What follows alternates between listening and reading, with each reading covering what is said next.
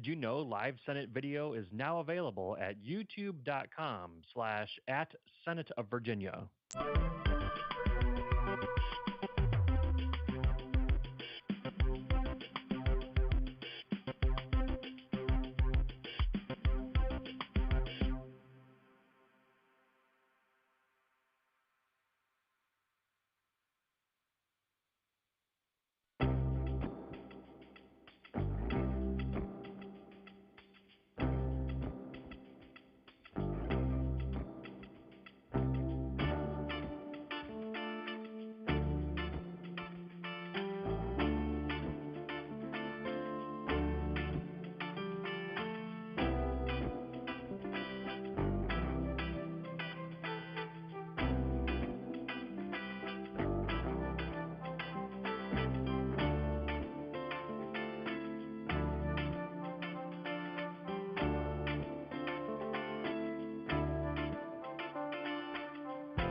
This is the Senate of Virginia, Richmond, Virginia.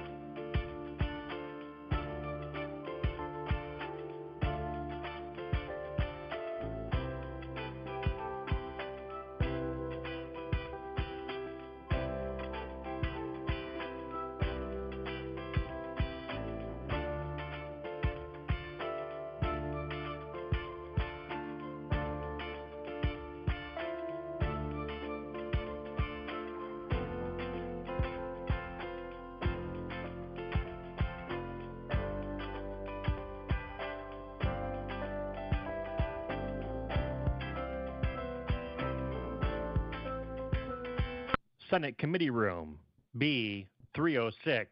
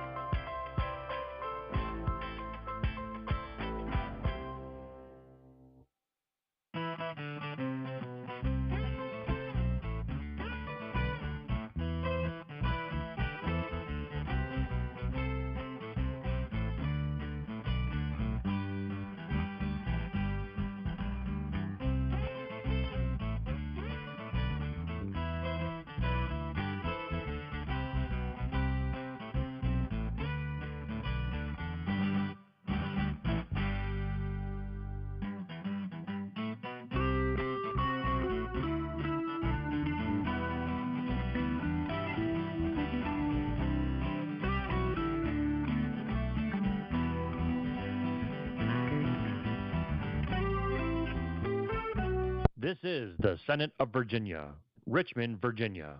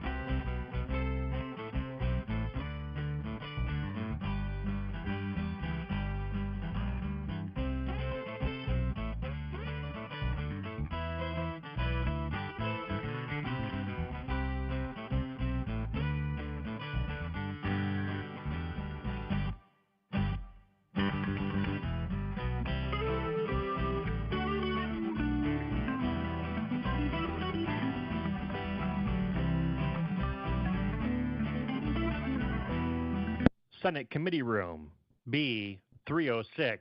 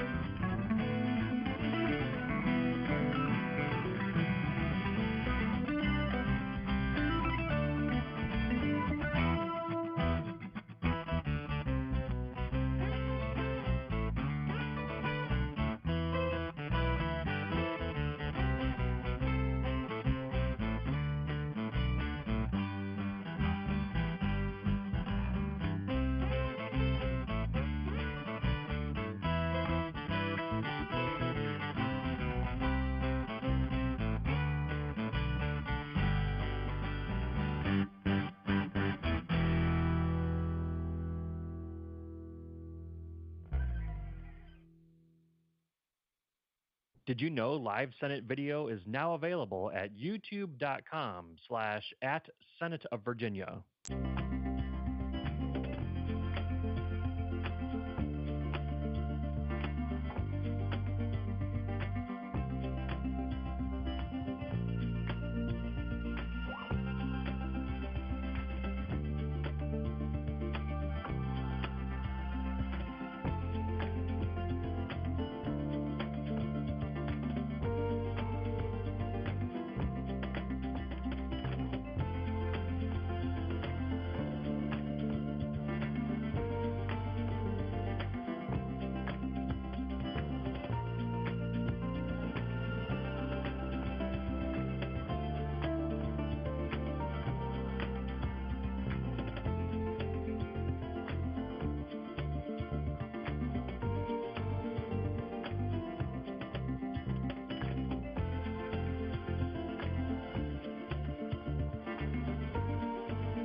This is the Senate of Virginia, Richmond, Virginia.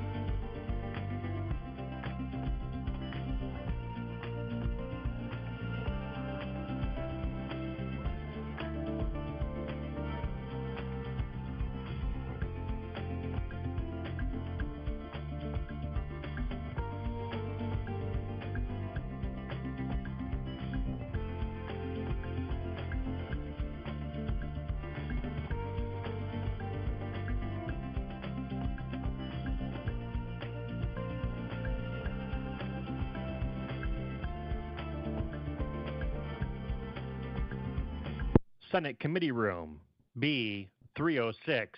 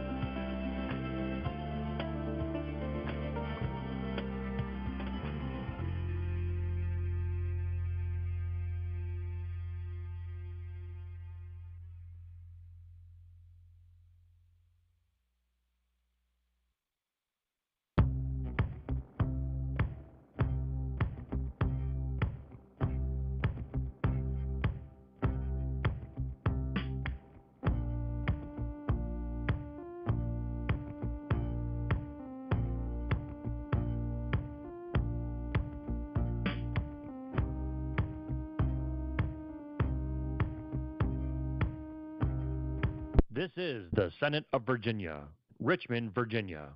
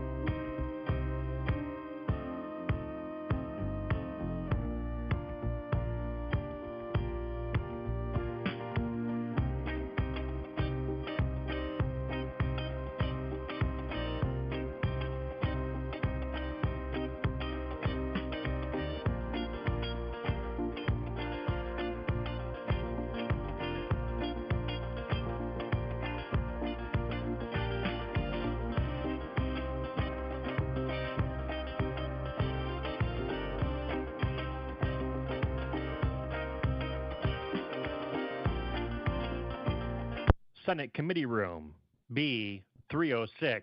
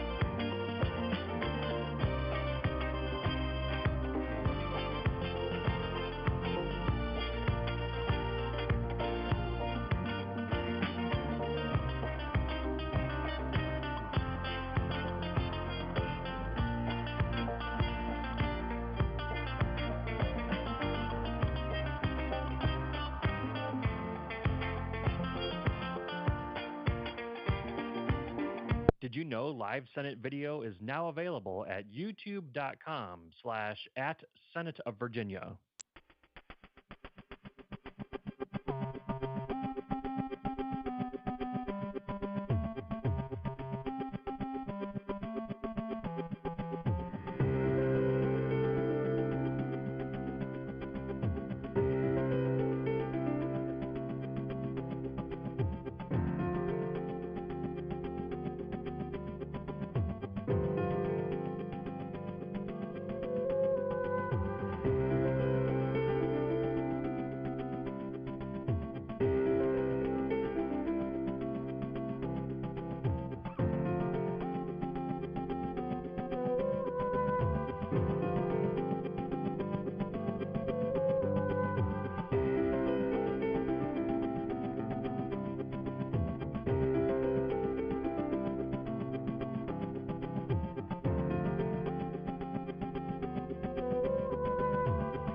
This is the Senate of Virginia, Richmond, Virginia.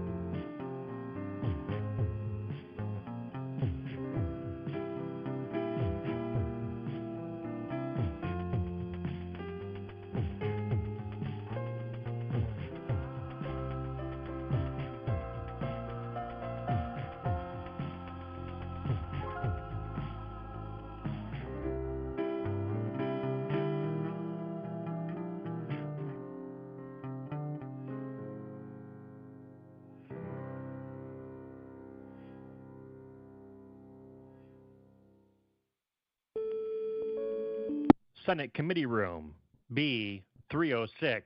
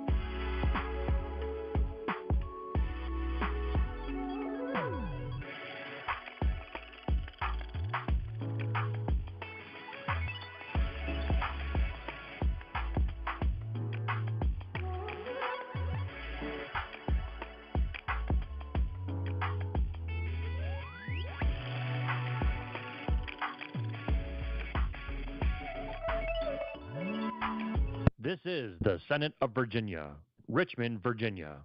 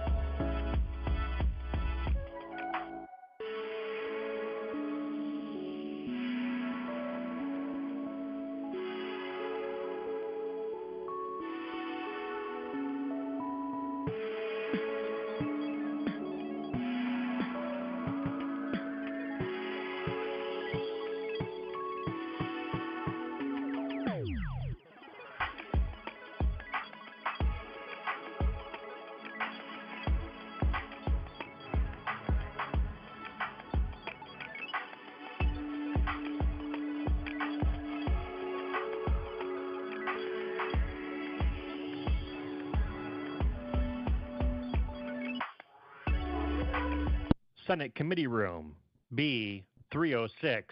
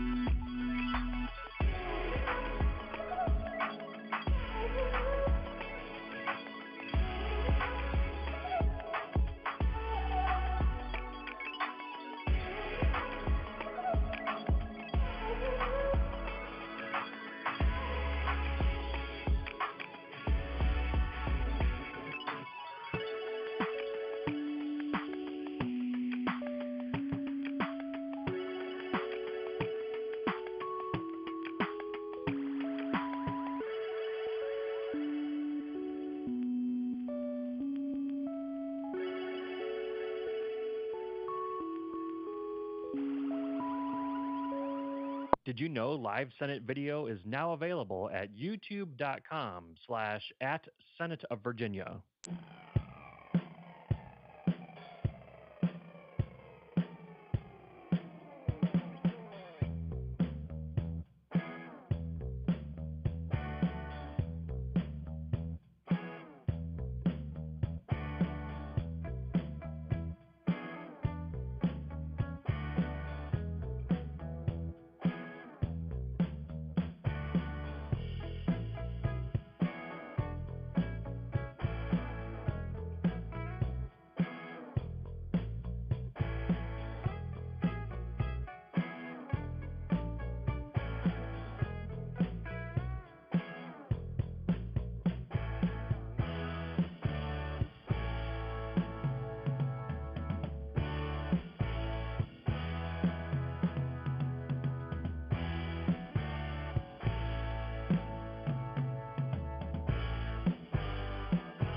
This is the Senate of Virginia, Richmond, Virginia.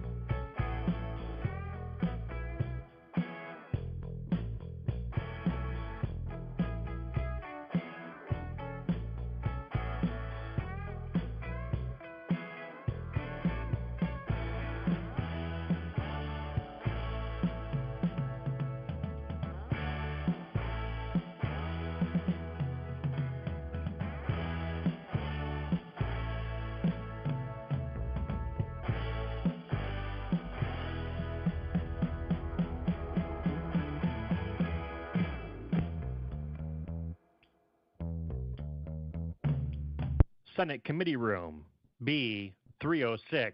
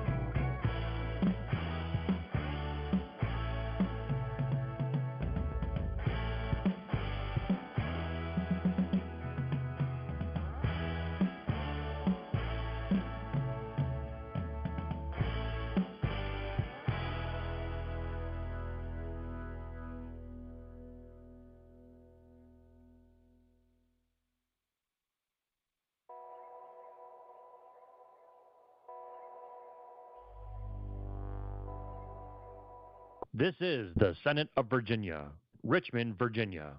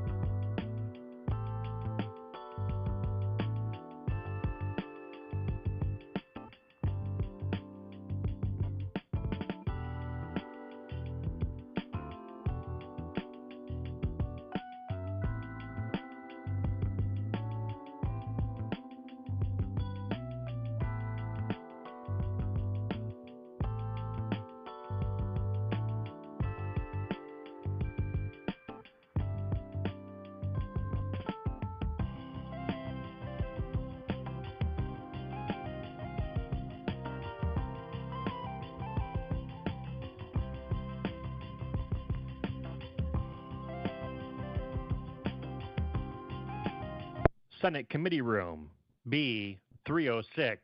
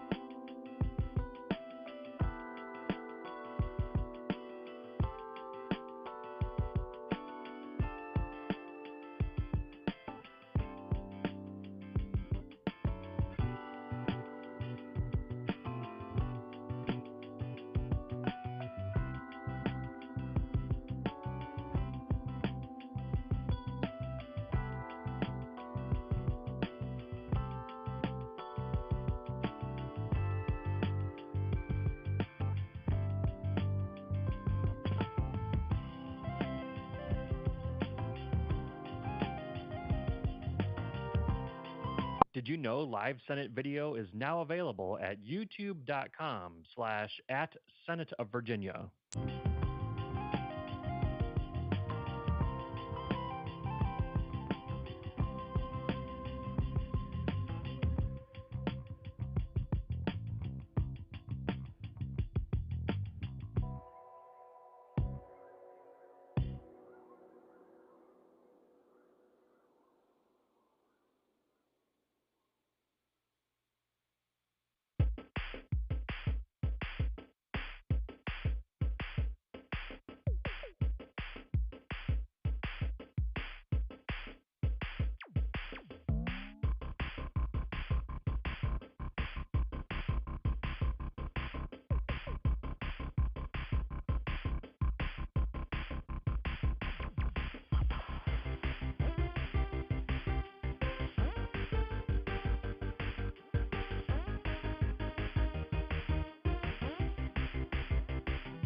This is the Senate of Virginia, Richmond, Virginia.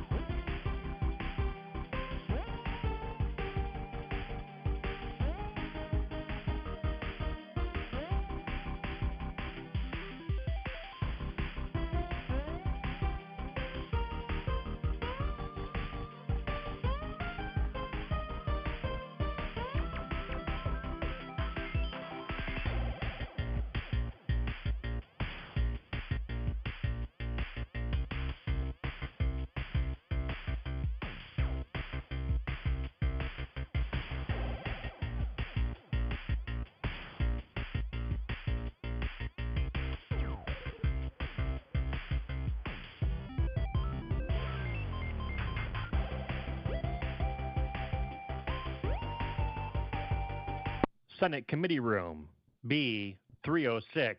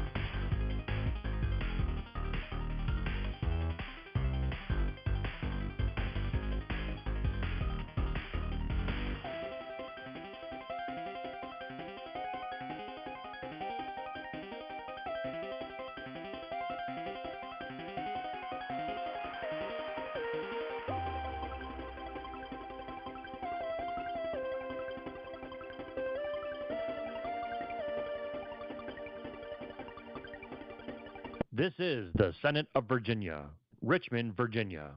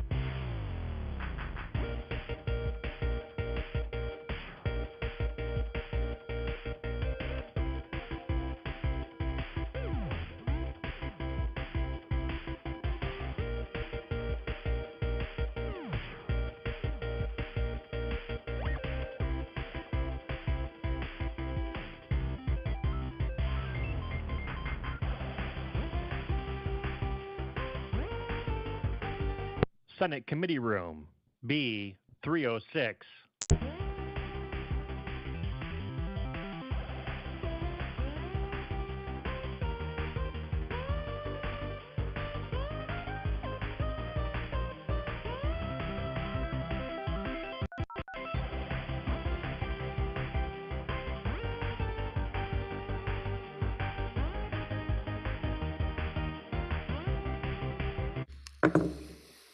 Good morning and welcome, everyone. We are calling to order the School Health Services Committee on the subcommittee to study House Bill 1303. If we can take a quick roll, please. Delegate Cherry. Here. Senator Pekarsky. Here. Angela Moore. Here. Rebecca Bowers-Lanier. Here. Betsy Looney. Here. Senator Favola. She waved her hand. You have a quorum, Mr. Chair. Awesome. Thank you so much for everyone who's come out and all of you who have put so much work into getting us where we are today.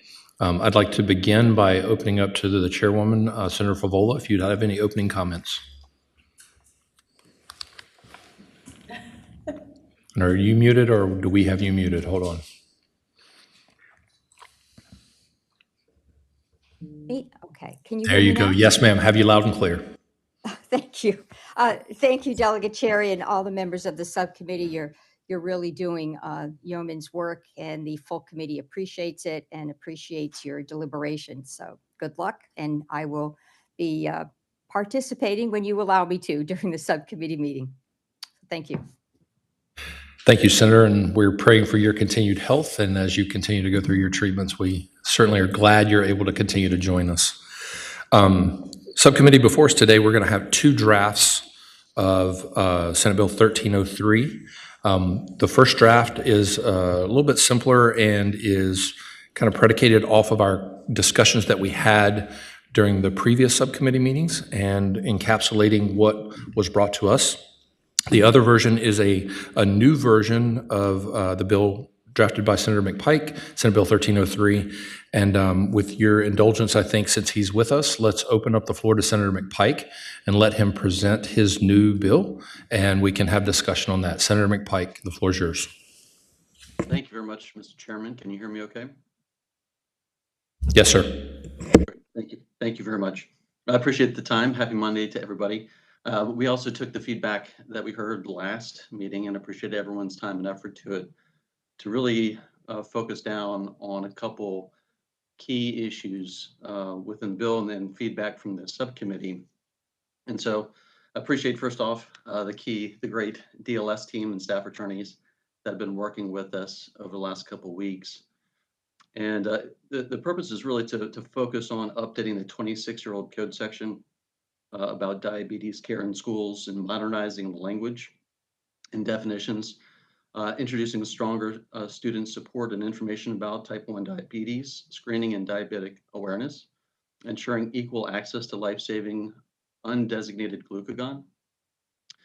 It also updates and resolves schools' long-standing misinterpretations and perceived liabilities, ensuring future Department of Education guidance and school division policies are aligned and support proper care. There's a couple key elements within it. As you notice, the substitute is down to, I think, 12 pages. The prior bill was 36. And so we really focused in on trying to tackle the key elements. And some of those elements include modernizing. Again, it's since 1994, this code section has lived. Obviously, technology and treatment has changed quite a bit. And so we've tackled some modernizing definitions around administration and continuation of insulin to reflect the methods of administration that are used today. It applies to 6 different code sections. It connects diabetes technology and diabetes care and management services and health-related services and oversight and prescriber authorization. That's what it really focuses on, is the prescriber authorization in the school setting, as well as the wearable devices. So again, those are efforts to modernize how diabetes care is done today, which is really important, and to alleviate any of the confusion that may be present today. Secondly, it amends insulin pump to wearable diabetic devices. We also tackle and take a look at the prescriber authorizations. That's lines 87 through 101. Ensures nurses or designated employees provide the authorized diabetic care and that they are trained for and are able to perform. And it requires the documentation of concern of authorized care that they cannot provide. And this is really important because it also established sort of an intermediate 30-day period for the parties to work out the resolution of what they're able to do at the site versus what the prescriber authorization is requesting. And that's one of the key missing ingredients that we have today. that this substitute resolves. We also, Mr. Chairman, clarify that students with diabetes and the devices are also allowed to contact parents and employees, sort of the self-care. A lot of these kids can do a lot of self-care, so it's updating language and code around that. We reinforce the federal protections for students with diabetes in the language just to tie it together with some of the existing federal law. And also direct Department of Education in collaboration with the Health Department to provide school boards with information on type 1 diabetes autoantibody screening and information to school systems and parents on their website. Additionally, we've clarified and strengthened nurse liability exemption to ensure that the liability exemption for nurses applies and they cannot be held liable for actions or omissions of a trained staff who choose to do it. So in other words, there's no implied medical oversight of the nurse for the other trained staff.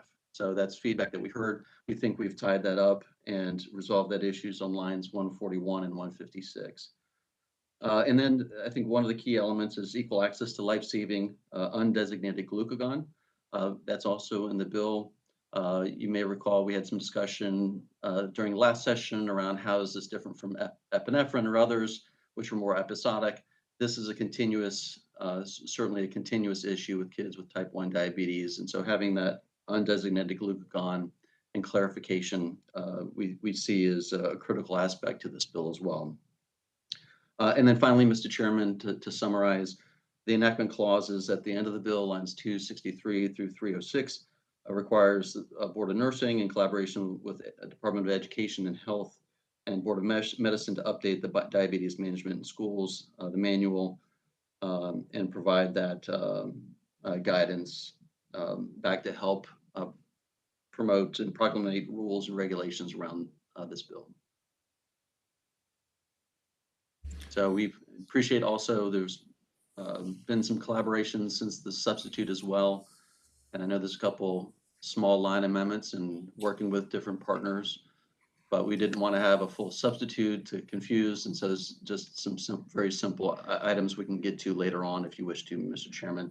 But it really is to catch up the 26-year-old code section of where modern care is at today, clarifying the liabilities, and really clear up where we see is some of the perceived liabilities or perceived issues, which I think all parties are interested in resolving. And that's what the bill does. Thank you, Senator, for that presentation. What I'd like to do now is go to in-person testimony. Anyone in the room live with us that would like to speak to either version of the bill that's been presented, if you would please come to the lectern up front, introduce yourself, and we'll figure out how much time we're going to need based on how many people we got coming.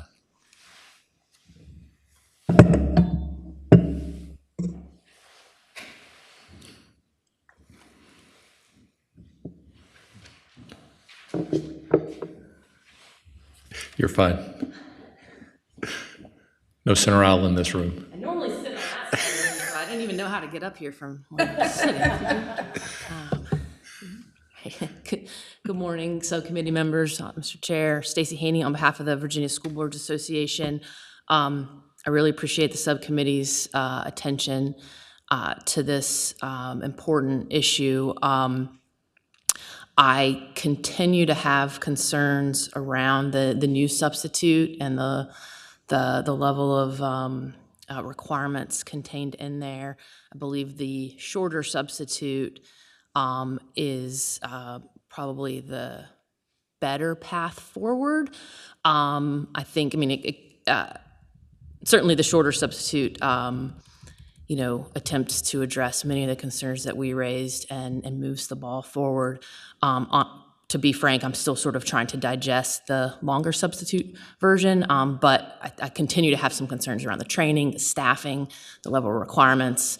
Wanted to really make sure that we allow our school staff to have input in the process that they will be responsible for implementing. So I would urge the subcommittee to look more favorably on the shorter substitute as perhaps the vehicle to move things forward. Thank you for your consideration. Thank you for their comments. Is there anyone else in the audience that would like to speak? Do we have anyone online signed up?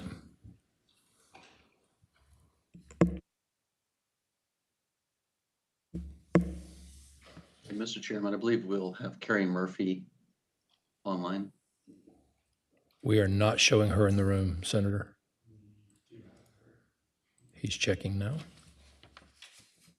I believe she's being brought into the room. She was an attendee. Okay. Ms. Murphy, are you with us? I'm here. I'm trying to figure out how to turn the camera on. If you could, please. It did not give me an option to turn my camera on. Any advice? I should Mr. not be Chairman, giving it's okay. technology advice to anyone. It just has a microphone thing. Should I just go ahead and speak, or? Yes, ma'am. I'm going to give you that leeway right now. You can go ahead and speak with us. My apologies. Good morning, Mr. Chairman and members of the subcommittee. My name is Carrie Murphy, and I'm the founder and executive director of the nationwide advocacy organization Follow T1Ds. I am also the parent and an aunt of students with type 1 diabetes in Virginia public schools, and I want to thank you again, all of you, for your important work on this bill. The goal of SB 1303 continues to be about the urgent need to update existing Virginia codes about diabetes management in schools that date back as far as 1999, 26 years ago. One of the bill's most important components is correcting the misinterpretations that undermined Senator McPike's 2017 bill, which never met its intended purpose even after it was codified. The law was clear then and remains misinterpreted 9 years later, as you all heard at the July 24th meeting, when multiple nurses testified about their perceived fear of being held liable for placing their license at risk for the mistakes of trained employees performing the reinsertion of an insulin pump or other diabetes tasks. Outdated and unclear language in existing code has contributed to this belief, leaving nurses thinking they are responsible for tasks they have never been authorized to delegate in Virginia, and therefore not responsible for supervising. Trained staff providing the administration of insulin, whether licensed or unlicensed, are not working under a nurse's license. They are working under prescriber authorization with parental consent, as existing Virginia code requires. Additionally, SB 1303 aims to ensure Virginia codes reflect the way insulin is actually administered today. It updates the outdated term insulin injection found in 6 sections of code, which implies that all students still receive a shot of insulin manually dosed in a syringe from a vial. In 1999, that was accurate for over 90% of students with type 1 diabetes. Today, it has been estimated that fewer than 20% use that method. The majority now use devices such as insulin pumps, smart pens, continuous glucose monitors, and phone-based applications to calculate and deliver insulin, most of which didn't exist 26 years ago. Importantly, I want to address the new cell phone law and its impact on SB 1303. While it allows possession for students with medical exemptions, it has created a barrier for those with type 1 diabetes because staff are mistaking the medical use as recreational use. Diabetes requires constant care and real-time decisions, and if interrupted, it can become life-threatening. For some students, this includes communicating with their parents during the school day as part of their authorized medical management. This must be distinguished in the code as medical use and not recreational misuse. If concerns about proper use arise, schools should work with the prescriber and parent to redirect the student, but the device must never be taken away without the authorization of the prescriber. Another goal of SB 1303 is to ensure students with diabetes are not left behind when it comes to life-saving medication. Virginia has required schools to stock undesignated epinephrine since 2012 and albuterol since 2021, but in 2024 made glucagon, the life-saving medication for type 1 diabetes, only permissive. And to my knowledge, since that time, not one school division has voluntarily acquired it. The fact is, allowing school boards to decide whether students with diabetes get the same access to life-saving medications as their peers is discrimination under federal laws. Another critical goal of SB 1303 is to require schools to provide parents with information about the type 1 diabetes autoantibody screening process and how to identify the signs and symptoms of diabetes, modeled after laws in more than 10 states. At the last meeting, a member of this committee said, "I don't know what to do about schools that aren't doing the right thing. The answer is that SB 1303 provides the solutions that give us a chance to give all stakeholders the clarity they need to properly implement the laws and finally give families the confidence that schools are equipped to keep their children with type 1 diabetes safe at school. Thank you. Thank you for your comments. We appreciate you being a part of our process in this whole thing. With that, and seeing no one else further online, I bring it back to the subcommittee. Is there anyone on the subcommittee with comments?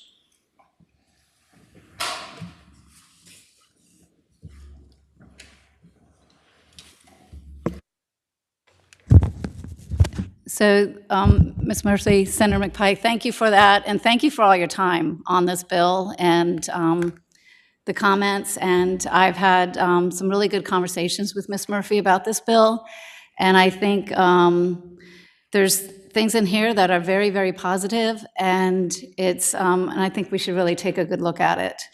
The other thing is that I also want to mention that the Department of Health and the Department of Education have, Nikisha White is a school health specialist and Joanna Pitts for VDH, and they do an awful lot with education. So as I spoke last committee session, I think it's really important, and I'm glad you have that part in the bill, because for both type 1 and type 2 diabetes. And so they're experts in that, and I've worked on some training things with them on it, and I think that they would really be able to get some good stuff out to everyone. I'm not sure exactly all the points that you made, but that would be to them, and I think if that is what you feel is important, that is a good option to look at.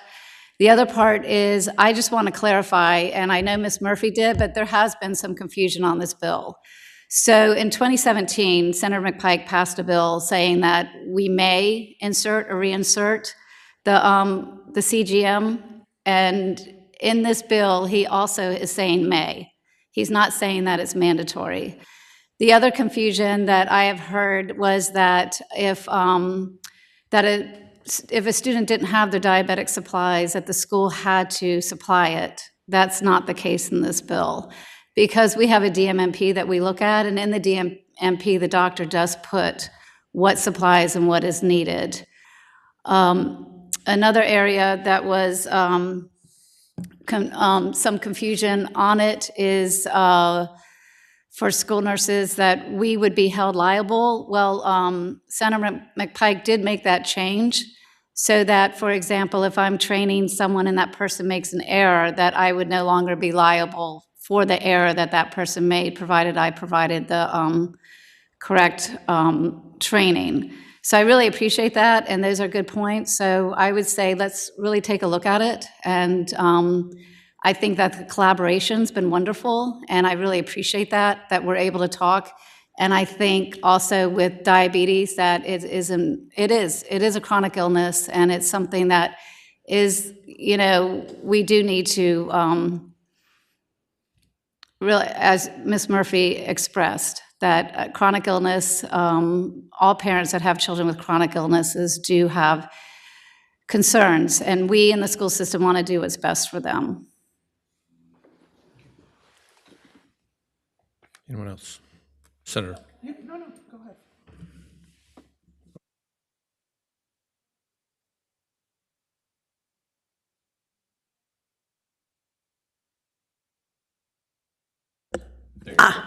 Now I have the green light. Thank you very much for your comments.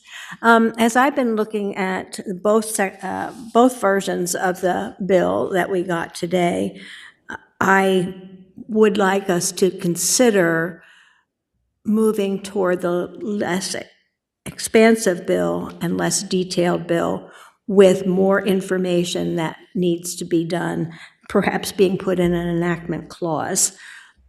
I think that we run into difficulties when we put a lot of detail into the code, and as medical care changes over time, then we run, as someone has said earlier, we run into all kinds of problems fixing that. So I would recommend that we consider looking at and accepting right now the little less detailed but still comprehensive version. Thank you. Thank you, Senator. Thank you to our speaker and the subcommittee. I tend to agree. I think, giving flexibility to our localities while also being explicit as to what we expect, and that's to make sure that every child is being taken care of while also being able to access their education to the fullest extent is usually the best way to go. I did want to kind of pick a little bit at the cell phone bill. And, we were very explicit in that when we passed it, that it should not get in the way of any medical care. And yes, that includes communications with parents. And I know because I too have a child with medical needs, and she uses it to communicate with me as to symptoms and whatnot. So I guess I'm just kind of wondering, do we need to look at whichever bill we're going to focus on and, maybe recommend to include something to be much more explicit as to the fact that access should not be denied to cell phones, because that definitely was not the intention. And I want to make sure that our students and our parents know that, this is a tool for many of our kids. So I just put that out as a point of consideration. Senator, thank you. And with that, I'll ask Mr. Bremer, is it possible for us to put a reference to the cell phone in the shorter version, ensuring that there's no conflict for access to the medical device? Is that appropriate to put that in this code section, or would that be duplicative in some way, shape, or form? Yeah, thank you, Mr. Chairman. Yeah, we could definitely incorporate that. Senator McPike's version actually does contemplate that issue in his definition of connected diabetes technology. It does say that devices are not to be permitted to be confiscated, removed, or restricted by school personnel pursuant to subdivision B4 of that new statute on cell phone-free education. So you have that explicitly already in the law, that students who need devices for health reasons will be able to have them in school. And so we can definitely work that cross-reference into this bill somewhere to make clear that that is a permissible exception for students to have their devices.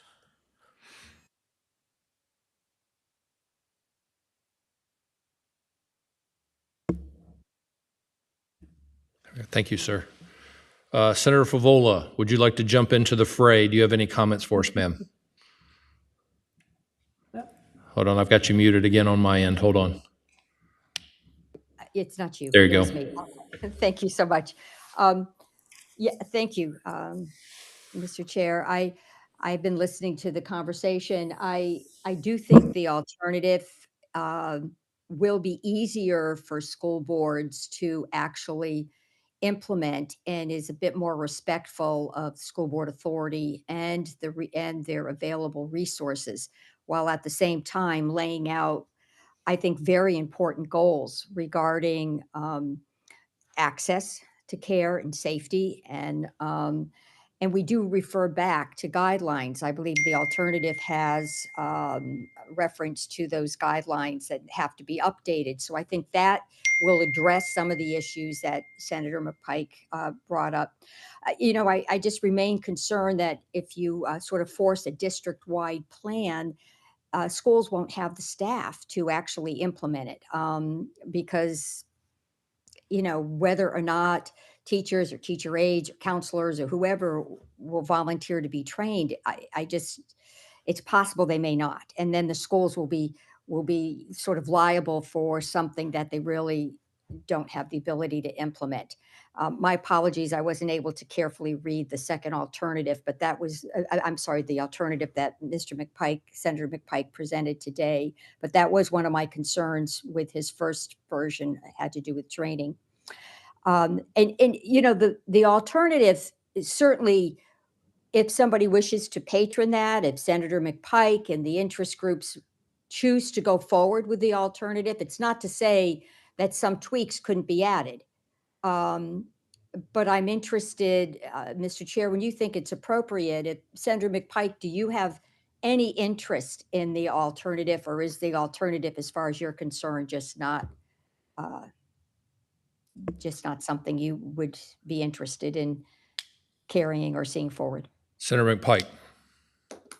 Thank you, Mr. Chairman, and thank you, Senator Favola. I appreciate the opportunity to comment on it. I think there's a couple challenges with it. And I think, Senator Favola, you appreciate the changing landscape of the federal government requires a little bit more nuance to detail to ensure, like CDC recommendations following through, right? There are some disconnects, and what the substitute that we put in actually ensures that we're complying with both court rulings as well as what's in existing today's federal law in terms of accommodation, reasonable accommodation, access, right? All the ADA requirements that we have today, we want to make sure continue because it's a really important aspect. I think there's some other things that are really important that we've addressed in the bill, which is the nurse's liability, which you heard spoken to earlier, which is not in the substitute. You've heard the cell phone. So we've really actually narrowed down to, I think, a lot of the comments that the committee members are talking about. The other thing is we don't have the DMMP. We're relying on prescriber authorization in this substitute. So it really is down to what is the medically necessary. And the other important thing is ensuring that undesignated glucagon is available in schools, much like we've already done and legislated on epinephrine. It's a life-saving, right? On other drugs that are life-saving, the General Assembly has taken action on this. And so really we've narrowed down the substitute to 12 pages that really get to the meat of things. And I think without those, we're going to have the continued challenges that we see of not consistent care for kids that just want to have an education, and frustrated parents and frustrated, frankly, nurses and school staff because it doesn't have the clarity that it needs. And I appreciate the working and attempt at the shorter version, but I think it falls somewhat short in terms of tackling the real issues I've seen since I carried my first attempt at diabetes bills and starting correcting 9 years ago. I thought that would tackle it, allowing school divisions to do it. And the reason why I'm back is because I've seen it, and as legislators, sometimes we all see legislation that we pass not get implemented and still see clunkiness in the system. And then observing and hearing back from parents that it's still not right. And we still have VDOE guidance. We have all these other things, and it's still not happening, really led me to get down to these handful of items that really are the crux of the issue that I see between our school systems, are those that are implementing care, our parents and doctors. And that's where all that needs to be worked out. This provides the key elements, I think, to have everyone on the same playing field. There's there's enough flexibility in the guidance and the enactment clause to deal with a little bit more nuance that I think the committee spoke to, which as legislators, we don't like to legislate every little nook and cranny, right? Just because of time, and we miss stuff, we're not very good at it. But I think this is boiled down to the key essence of what we've heard from people and stakeholders through a very extensive process over the last year or so now. So I appreciate the opportunity to comment on it, but I think there's some challenges that will still be persisting if these items aren't addressed. I guess, Mr. Chair, I have a follow-up question, not for Senator McPike, but perhaps for Ryan Brimmer. Mr. Brimmer. Go ahead, Senator Favola. Okay, thank you. I am deducting that we have not made progress in the implementation that Senator McPike had expected his 2017 bill to provide, because school districts simply did not have the funding. And I guess my question is, on Senator McPike's now second substitute, or his substitute that he offered today, do we have any idea what kind of fiscal impact that would have on school systems? And I suppose it would vary across the school systems. Yeah, Madam Chair and Mr. Chairman, I could certainly talk to appropriations and finance staff and try to get you a sense there. I mean, I would imagine that there would be some. I'm especially thinking about the provisions related to having stock glucagon in the schools and requiring that instead of permitting it. I'd have to imagine there'd be some cost associated with that. Potentially some state fiscal impact with the various requirements being placed on DOE and VDH with the list of educational materials and training. So those are a couple of things that come to mind, both at the local and the state level on the fiscal side. A follow-up question, Senator Mr. Falola. Chairman? Thank you. In terms of training, can you maybe capture for me what options would school systems have if they simply did not have the staff necessary to implement Senator McPike's proposal? Mr. Chairman, Madam Chair, could I ask a clarifying question in terms of where would they find that training? Is that what you're? Well, wait, if they didn't have the personnel already hired to do it, what alternatives would school systems have? Would they contract for help? I don't believe there's a waiver provision in here or a delayed enactment. Now, maybe I missed those two things, which both can be used to help ease an implementation. But again, I'm just trying to figure out what a school system would be liable for doing under Senator McPike's now second proposal. Yeah, thank you, Madam Chair, for the clarification. I think there is a provision, I'm just trying to find the line number here, relating to schools making, I think it says ongoing, an effort to identify trained staff. So, yeah, I mean, if a school found itself in a, okay, here it is, make a good faith ongoing effort to identify and train a volunteer to assist with the administration of insulin. So if it came down to it, I think what Senator McPike's bill simply says is that they would just continue to make an effort to find the staff and train them as appropriate to provide the care to the students. I guess follow-up question, Mr. Chair. If in fact we adopted this, though, wouldn't schools be on the hook for these plans? And I don't know, being a former local official, I know that when we adopted something publicly, I felt it was our obligation to implement it. And I understand that there's that caveat, schools can continue to find trained staff, but what do you do on day one when this is supposed to be implemented?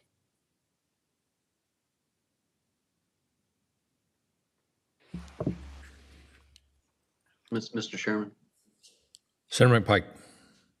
Yeah, if I may, just to clarify a couple things, which might be getting lost, but the bill does not, the training is existing today, so there's no changes. The school systems are required to do these things from a cost standpoint, so we've provided the maximum flexibility in terms of language that our DLS staff just described. And so I just wanted to clarify that that is not, and so it's really focused on where you have a type 1 school kid. So it's not necessarily system-wide, it's where you have the kid, how do you comply with existing federal law and court cases? How do you apply with ADA to make that accommodation? And so the undesignated glucagon cost, the bill also provides for and allows for school systems to accept donations, accept other things. So we have flexibility there. We have flexibility in terms of who the person is trained as staff, because there could be just existing teacher who has a type 1 kid who can jump in and help and be that person. That way there's maximum flexibility. That way it's very clear, Because what we've heard from school systems and school board attorneys is, if it's not in law, we're not doing it. That's what happened in 2017 when we were dealing with the insulin pumps. Yeah. Right. And so that's a part of the real challenge, is if they don't see that clarity in the code, the school board attorneys say, even though we have a math teacher that with a type 1 school student who does pumps and knows the system all day, they'll be happy to jump in and help the kid. They're saying absolutely not. Absolutely not. And so care is being shut down because of that law, because it's not in code. And that's why I said, Mr. Chairman, earlier, if we don't have this clarity, we're going to continue to have this misalignment of interpretation. And that's why the bill is before you today in the form it is, to tackle the real key issues before. So to Senator Favola's question, it's really not a cost, only the undesignated glucagon. That's minimal. It's focused on where it's needed. And also we've provided in the bill for accepting donations to mitigate those costs. And a lot of times you'll see parents give it to the school system here. I mean, they just want to have their kids have an education. Thank you, Mr. Chair. Senator Favola, you still have the floor if you have any more comment, ma'am. Yeah, I guess Mr. Chair, with your permission, if you agree, could Ms. Haney come forward and sort of react to Senator McPike's comments? I know she does represent superintendents or school systems across the Commonwealth. And I would like to hear her response. I know she was not very specific when she was at the podium, but I am very much trying to find a pathway forward that is doable without putting excessive burden on our school systems. She has acquiesced and is now at the lectern for you. Okay. Yes, Mr. Chairman, Senator Favola. I think one of the things I was looking at in response to the question that Senator Favola asked a few minutes ago about, what would school boards do if we can't find people to be trained? Is there a release valve, for lack of a better term? And the way I read lines 87 on down, each school board shall ensure that, and then upon receipt of the doctor, parental consent, et cetera, but each school board shall ensure that the employee who is identified and trained pursuant to subsection B, who shall be responsible for performing such services for such student shall, and then there's a whole list of things that employee who has to have been trained shall do.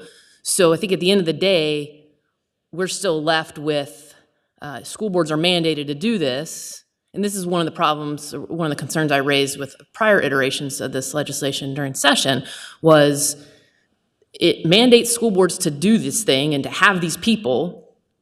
But in response to some valid concerns about training for teachers, the prior bill, and I think this one, gives individual employees an out. Like, you don't have to be trained; you can volunteer to be trained. Right. But it still mandates that school boards have these people, and so where do we find them?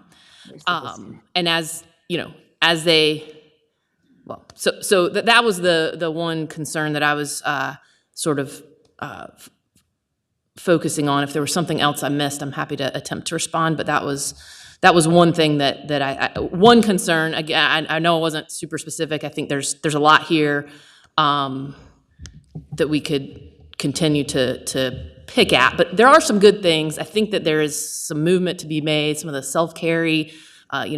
We certainly, on behalf of the School Boards Association, in any event, wouldn't have any opposition to provisions making sure that students who need to have their phones for that connectivity, like we don't have any concerns with those types of issues. So I'll stop talking, but I'm happy to try to answer other questions. That's good. Senator Pekarsky. Favola. Please let Senator Pekarsky speak. Okay, thank you. Just a question. We just heard from Senator McPike that training is already required. So I guess I'm trying to bridge that gap with what you're saying and what he is saying. I think there's different levels of training, and I'm not sure which level, but I think I have someone in front of me might want to speak to that. Julie? Mr. Chair, there is already a provision in the code, section 22.1-274, which provides that with the exception of school administrative personnel and persons employed by school boards who have a specific duty to deliver health-related services, no other instructional employee can be disciplined, placed on probation, or dismissed on the basis of such employee's refusal to obtain training in the administration of insulin and glucagon. So that sort of implies that certain administrative personnel may be able to be required to receive that training.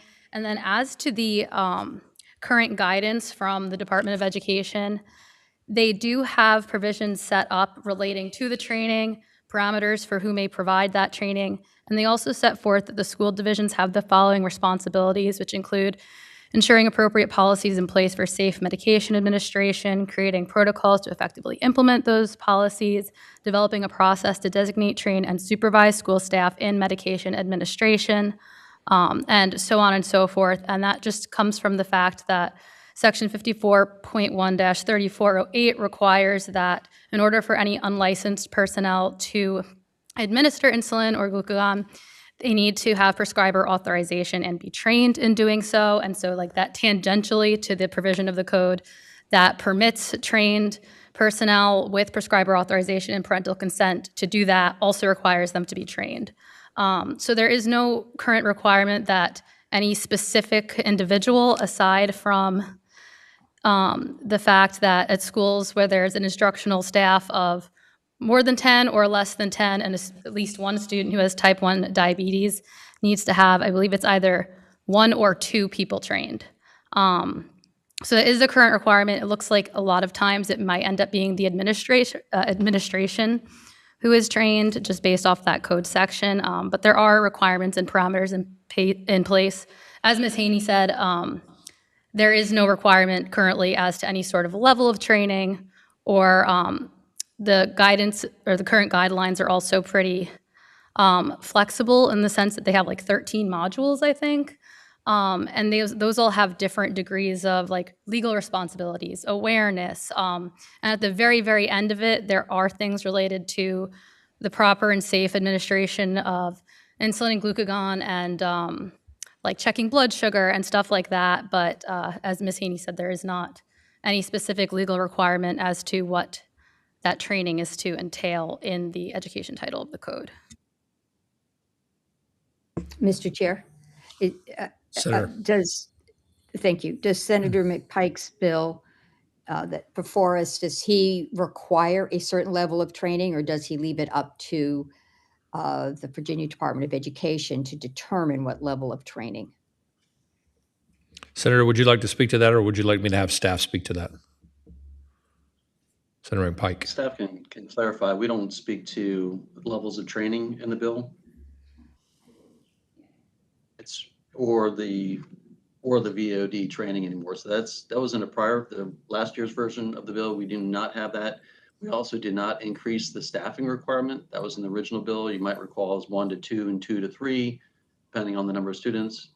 That's out. It's all the existing code language that school systems are already required to do. So the substitute before you does not change any of that or any of the cost driver concerns that you've heard. So thank you, Senator. Ms. Moore. Oh, sorry, Senator. No, I was just going to say, I wonder why, I mean, if that's already in code,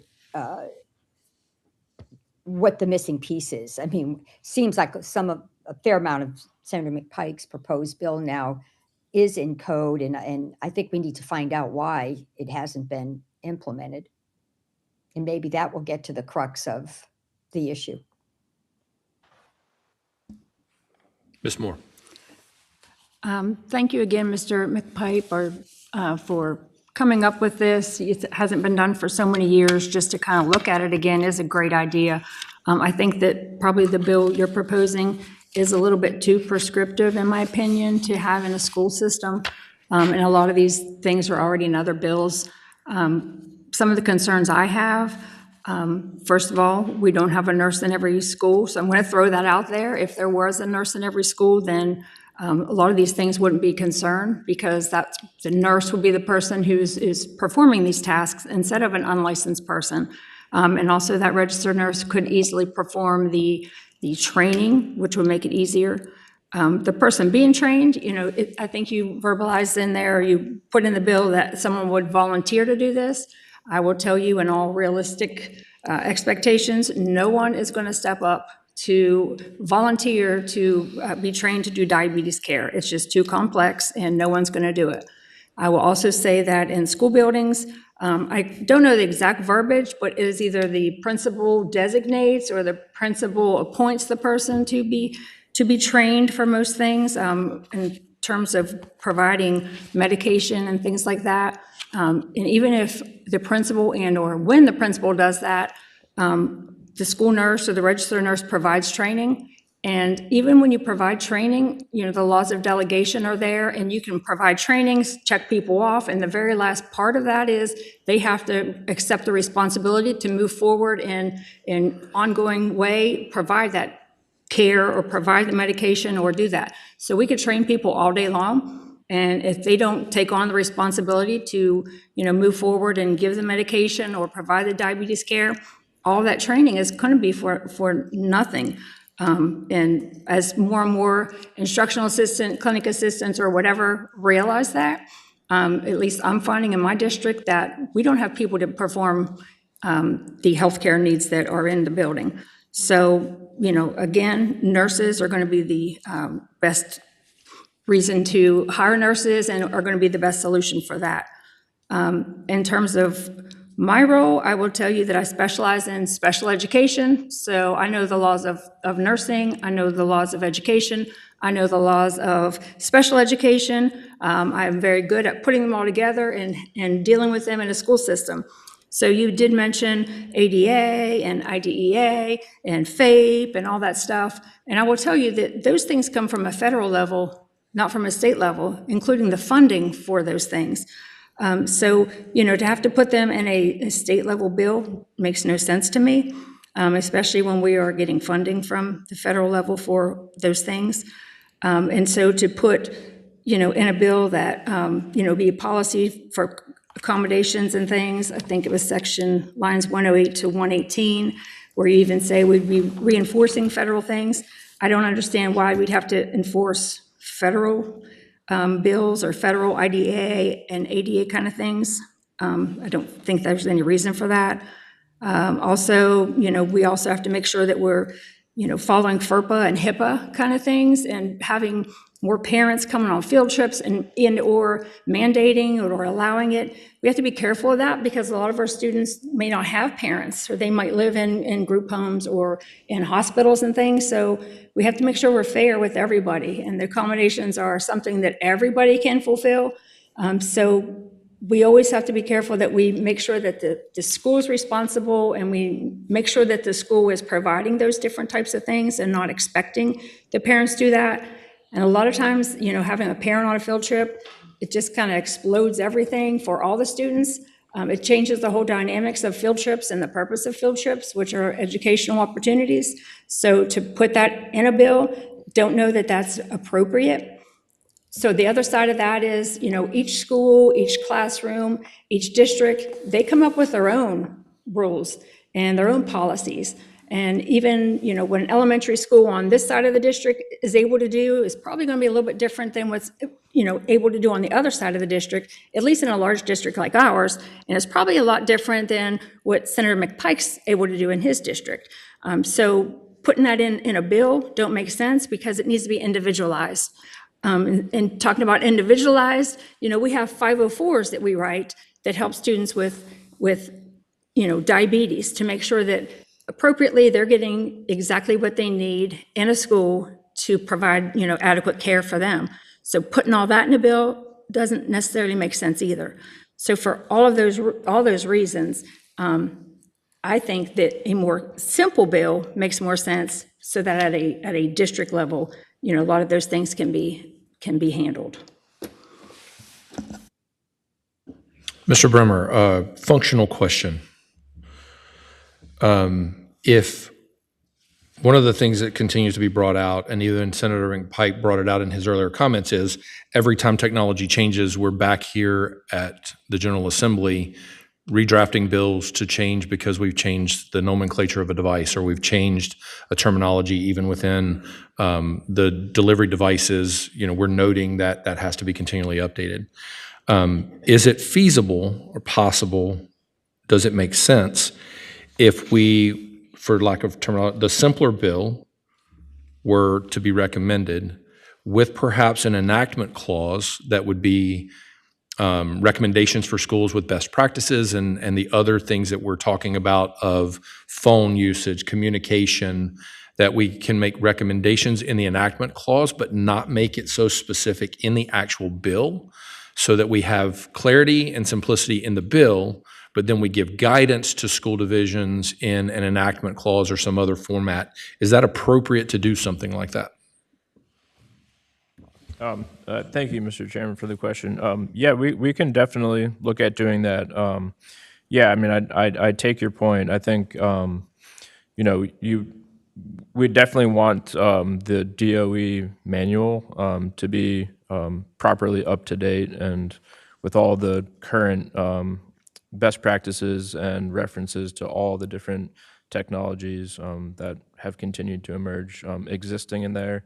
So I think what we can do is take a look at being a lot more specific in the directive and the second enactment clause for DOE and VDH and other stakeholders to update that manual to bring a lot of these considerations in there. And then you have the hook in the bill under subdivision A1 where the schools in developing their division-wide plans have to look at that manual, which will have just been updated, and give consideration to incorporating all of the guidelines that the relevant state agencies have come up with. So that would be kind of, in my mind, the structure to use in order to get a lot of what you all have identified as good stuff from Senator McPike's version into the division-wide plans in the shorter version, if that makes sense. Thank you, Mr. Bremer. That certainly feels like a good direction, and I know we can go back and forth on the different versions, but if we can kind of limit our discussion right now to, is this a possible path forward? And I'll start with Madam Chairwoman Favola on this of, so kind of the thumbnail recommendation is a shorter version of the bill, giving school divisions a lot of latitude, and then an enactment clause that ensures that all of the things that we're referencing are up to date with some of the provisions and things that we've noted are important to be updated, and that people know that there's clarity in what they can and can't do, should and shouldn't do along those lines. Senator Favola. I think that makes good sense. And when you say the shorter version, you're talking about the alternative bill that's before you. Yeah. Correct. I think that's a good pathway forward. It doesn't capture everything that you may want or some groups may want in statute, but it does get school systems, it makes them aware of important goals, what the expectations are, and then it does provide guidance. So Mr. Chair, I think that would be a very reasonable pathway forward. So if the committee endorses that, I think that's a good step. Thank you for your suggestion. Senator McPike, it's your bill. What do you think, sir? Thank you, Mr. Chair, and appreciate the comments and the work effort. I think, we're open to the discussion as it continues. I think there's some context that needs to be really clear to those that may be watching at home. The reason why we have in code a lot of the process written out is because, to Ms. Moore's point, there's not school nurses in every school, and to be in compliance, which we are not in many cases, we have to provide a framework which the administration and school systems in code, because they won't do it otherwise for liability purposes and licensure purposes, tackle the issue how to get kids with type 1 the care that they need. So I just want to make sure we have context of the reason why we have many elements in the code today The reason why there's training, there's a reason why the administration is already required to do that. That's already existing code. To suggest to go otherwise would be to delete our existing code sections, right? And the reason why we're doing it is because many times there's not enough funding locally or statewide to have a school. I know it's a goal of many of us to get school nurses everywhere, but it's also staffing it, finding the nurses to do everything, yet it's still a requirement of us to do it. So I think we have to be mindful that we capture the key elements of why we're doing this. And part of the reason of the why is to make sure we're addressing the liability, we're addressing the framework. So Mr. Chairman, if we can get there, I'm open to it, but I think at the fundamentally, we have to start with all the same base understanding of why our code it is the way it is today.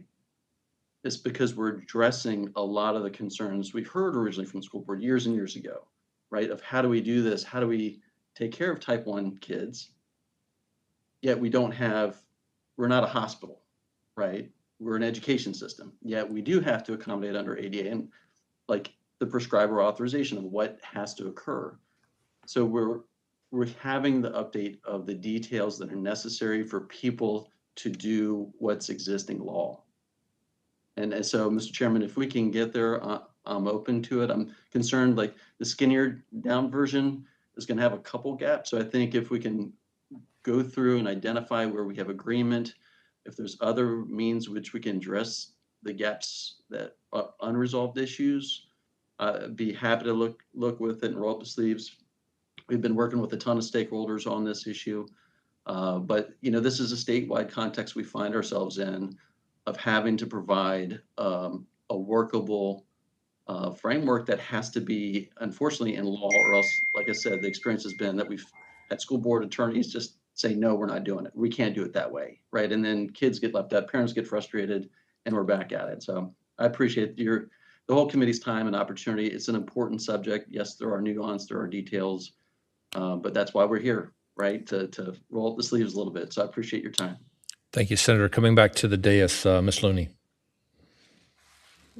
Thank you. I mean, I would suggest that maybe we look at both bills and blend. I think there's some really good key points in Senator McPike's bill, and that we blend it together and look at that between this meeting and the next.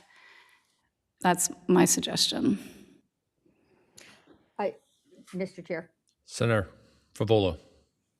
I'm fine with that. I am just really concerned about adding mandates at this point, given the uncertainties the school systems will be facing with cuts in federal funding, Title I drying up. So I just lay that out for the committee that whatever we blend, I'm going to be very cautious about mandates right now. Noted. Thank you, Senator. Ms. Bowles, Lanier. Hi, Mr. Chairman and Madam Chairman. I only have one technical question, and that gets back to what Senator McPike had been talking about earlier about making sure that if we go the route of more of an abridged bill, which I kind of like, that we make sure that the guidelines that are established within the Department of Education are updated on a regular basis. That's not said there, but it may be said in another point, and that would be in line 14 of the one-pager. But at some point, I want to make sure that, yeah, we've got guidelines that we have to do on a regular basis, but they're about 10 years old and we haven't updated them because we're not required to update them or something. Okay, thank you. Ms. Moore. And I would just like to put out there that hopefully we can, like Betsy said, kind of combine the two, because we'd love to work with Senator McPike just to make sure we're doing what's right for the health and safety of our students and, just for liability purposes for everyone in the school system. That's why we're all here. So if we can do that, we would love to do that. Senator Pekarsky. All right, so the good news is when I first saw this last session, and I think it was like 40 pages, and everybody's eyes, right, glazed over and said, holy smokes, no, we can't do this. I think we've actually come a really long way, and that's the positive. And as I said, I generally like our policies to be our laws and our code to be more succinct and allow for flexibility for school systems. But to Senator McPike's point, we are here because, we still have students whose needs are not being met, and that is a real problem. So I think we're almost there. I think if we can continue to look at this and maybe try to work with you, Senator, to kind of continue to tweak at it, and see if we can pick a few more things from your rewritten bill and what we have in front of us, which I think will ultimately be the path forward. I think we're almost there. So thank you. Thank you, Senator. Senator McPike.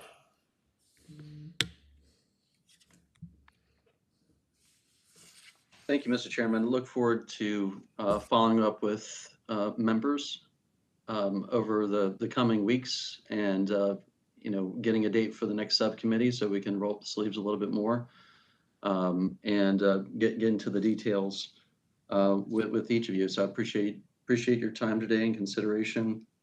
And yep, it's we do have the updating annually, by the way, in our bill and the enactment clause, because we see the same thing. So I appreciate that comment as well of it just can't be stagnant. It's, we have to have a process because of technology changes and making sure that eyes get put on it. So I appreciate that comment as well. Madam Chair. Mr. Chair and Madam Chair. Mr. Chair? Floor is yours. I would, if you wish, if you want to, assign some folks to work with Senator McPike from your committee, that's fine, or they can certainly work offline. I do think you need a school administrator there. So maybe Stacy Haney or whoever needs to be at the table, because otherwise we're going to have more comments that, oh, the school systems, really can't implement this, or et cetera, et cetera. We need to find a pathway that school systems are supported, guided, and able to implement good policy to take care of our kids. Thank you, Senator. And with that, final word across go ahead, Senator McPike. I'm sorry. Yeah, with that, with any of the stakeholders, I just ask as we get emails or feedback on it, since it's posted, as the legislator, Mr. Chairman and Madam Chair, it's always helpful to be specific, not general in your concerns. I think that's the most collaborative way to do it, is tell me about the specific concerns. We've heard testimony that has been specific, and then we've heard continued testimony that's more generalized. And so I just ask that any partner that might be listening or is interested in this bill, rolling up the sleeves with us is really helpful, and bring specifics and solutions, right? That's what we're all about, is we always don't have all the answers, but with your help, we can do that. So thank you, Mr. Chairman. Awesome. Thank you, Senator, for that. And with that, what we will plan for is another subcommittee meeting in October. We'll send some polling out to see who's available when and make sure we have a quorum. With that, we're going to ask our DLS staff to kind of encapsulate what we've said today with, we'll call it the short bill and the longer bill, and to see if there's a way where we can find commonality within those, blending those together to give flexibility to the school divisions while also making sure that we're taking care of all of our students and that we are mandating the things that need to be mandating and not going overly prescriptive with too much detail about the things that are going to be continually changing in the code that we don't want to have to keep coming back and changing. And so with that, with no final other words across the bow, we adjourn today's meeting. Thank you all for your time. Thank you. The Senate of Virginia, Richmond, Virginia.